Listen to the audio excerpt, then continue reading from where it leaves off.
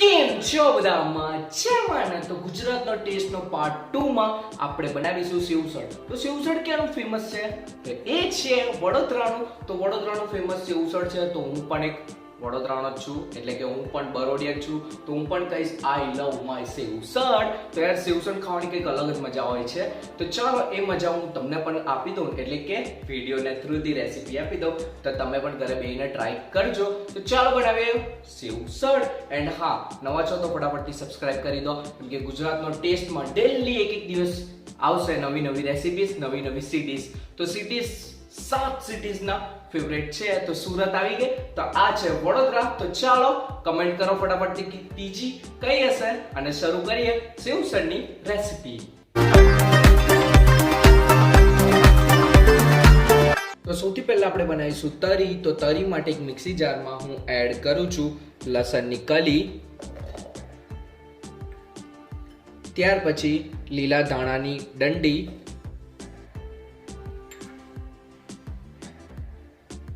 આદુ,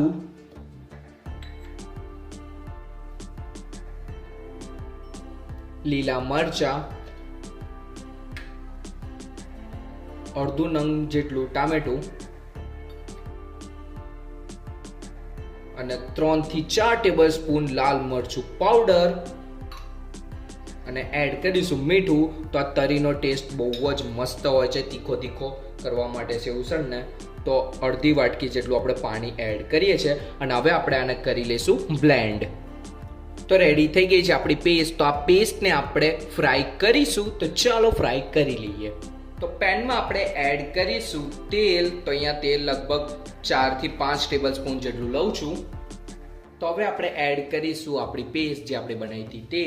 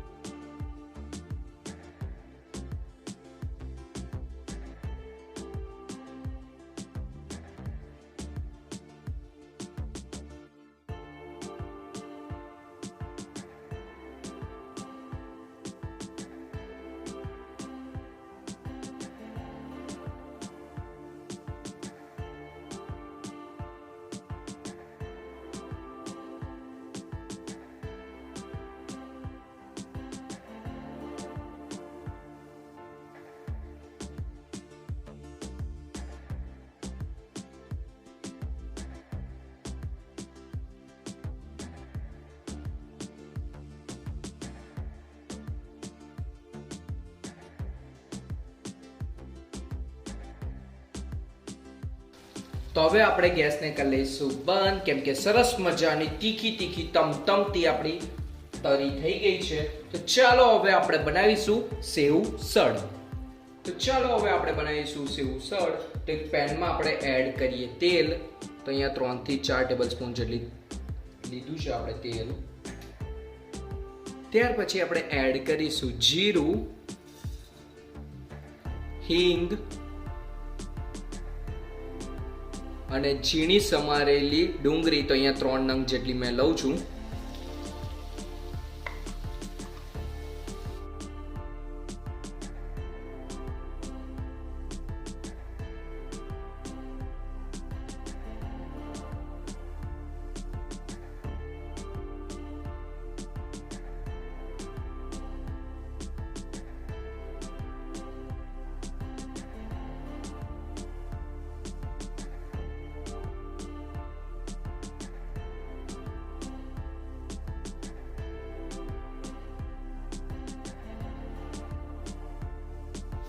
તો હવે આપણે એડ કરીશું ટામેટાની પ્યુરી. તો 2 નંગ જેટલા મેં ટામેટા યુઝ કરું છું.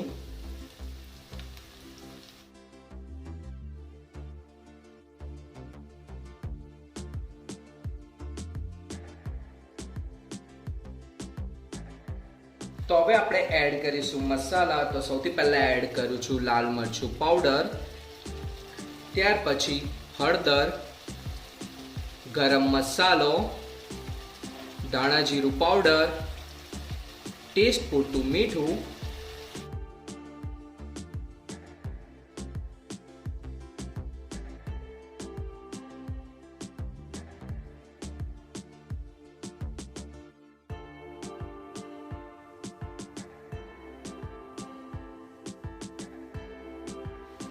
તો હવે આપણે એડ કરીશું વટાણા. તો વટાણા બાફવા માટે પહેલું તો આપણે પ્રોસેસ એ રહે છે કે 6 કલાક પહેલાં ગરમ પાણીમાં એને પલાળીને મૂકવાના હોય છે. ત્યાર પછી 5 વિસલમાં એને બાફીને તૈયાર કરવાનું હોય છે. એમાં આપણે એડ કરવાની છે અડધી ચમચી હળદર અને અડધી ચમચી જેટલું મીઠું.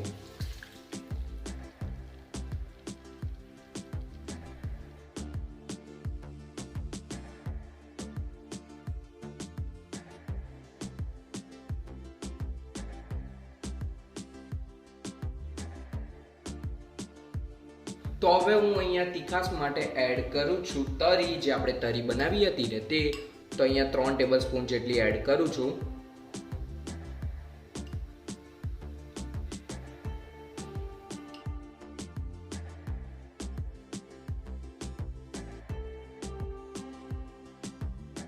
આપણે એડ કરવાનું છે પાણી, કેમ કે સેવસળ થોડુંક પતલું હોય છે. તો આપણે પાણી એડ કરીએ અને 10 થી 12 મિનિટ સુધી આપણે એને સરસ મજાના ધીમા તાપ ઉપર ઉકળવા દઈએ.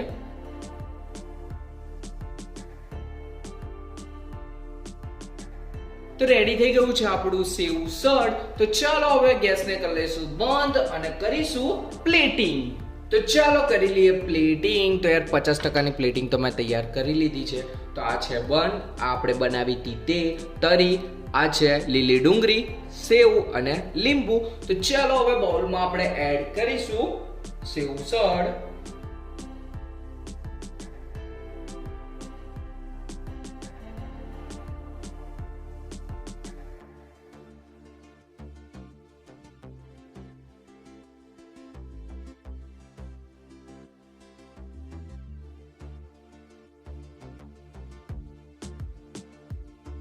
તો હવે આપણે સેવસળ ઉપર એડ કરીશું જે છે લીલી ડુંગળી.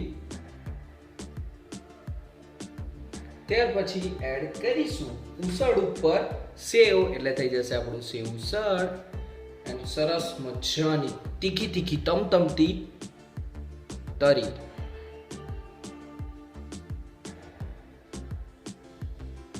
તો રેડી થઈ ગયું છે આપણું સરસ મજાનું વડોદરાનું ફેમસ જે છે સેવસળ. તો યાર જોઈ લીધું ને, તો ફટાફટથી જાઓ અને તૈયારી કરો સેવસળ બનાવવાની. અને ચાલો આપણે મળીએ નેક્સ્ટ વિડીયોમાં, એટલે કે પાર્ટ 3 માં, જે આવશે કયું છે વડોદરાની નજીકનું છે. ચલો હવે ફટાફટથી કમેન્ટ કરો. તો ચાલો આપણે મળીએ નેક્સ્ટ વિડીયોમાં. ત્યાં સુધી બાય, ટેક કેર, ધ્યાન રાખજો તમારું, તમારી ફેમિલીનું. એન્જોય વડોદરા સ્પેશિયલ જે છે સેવસળ. તો ચાલો મળીએ, બાય.